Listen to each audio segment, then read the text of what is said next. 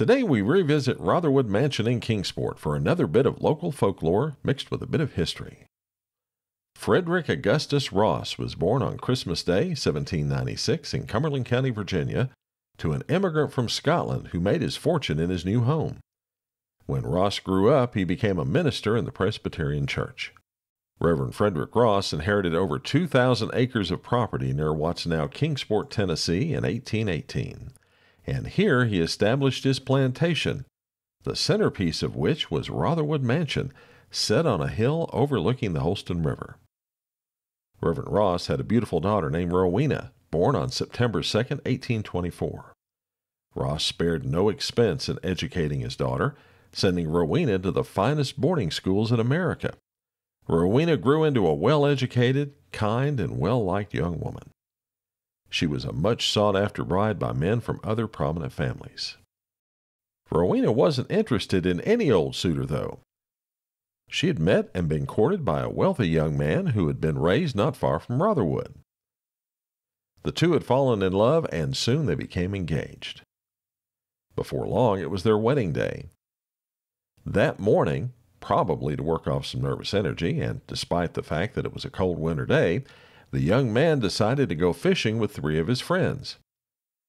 They got in a boat and set out on the Holston River down below the mansion. Rowena was watching the men push off from shore when she suddenly saw the boat tip over, dropping them into the icy waters of the Holston. Of the 4 men, only 3 were saved. Rowena's true love drowned in the accident, his body never found. With his death, Rowena's life came to a stop. She stayed in her room on the 3rd floor of the mansion, where she could gaze day after lonely day at the spot in the Holston River where her beloved tragically lost his life. There she remained for 2 years, mourning his loss. Rowena Ross did eventually come out of her room, getting out and socializing again, and it turns out that the qualities that made her a much sought-after mate were still there. She met and fell in love with another wealthy young man, this one from Knoxville. They were engaged, and a wedding date was set.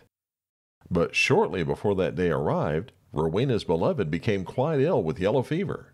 He lasted a few days and then died. As she had done before, Rowena went into seclusion at Rotherwood, this time mourning for the next 10 years. Then she met another man, Edward S. Temple, who she married on May 23, 1850. The two would have a daughter, and for 6 years Rowena and Edward had a happy marriage. That was not to last, however. The Temple family decided to visit Rotherwood and Rowena's father in the spring of 1857. It was here that Rowena began to hear something calling to her, faintly at first, but more and more distinct. And that something appeared to be in the Holston River down below the mansion. Rowena claimed that what she heard was the spirit of her very first fiancé calling to her. She even said she saw his ghostly hand come up out of the river to guide her down to the water to join him. One day, Rowena put on her wedding dress she had planned to wear when she and her first suitor wed. She then left the mansion and walked barefoot down to the Holston River, where she walked into the water and went under, drowning herself. Her ghost, which some call the White Lady, is said to haunt the grounds of Rotherwood Mansion, especially the riverbank area, looking for her drowned love. Many, including some prominent men and women from Kingsport, have reported seeing Rowena over the years, wandering the Rotherwood grounds. We hope you liked this story of Appalachia. If you did, please like, comment, and follow for more stories of Appalachia.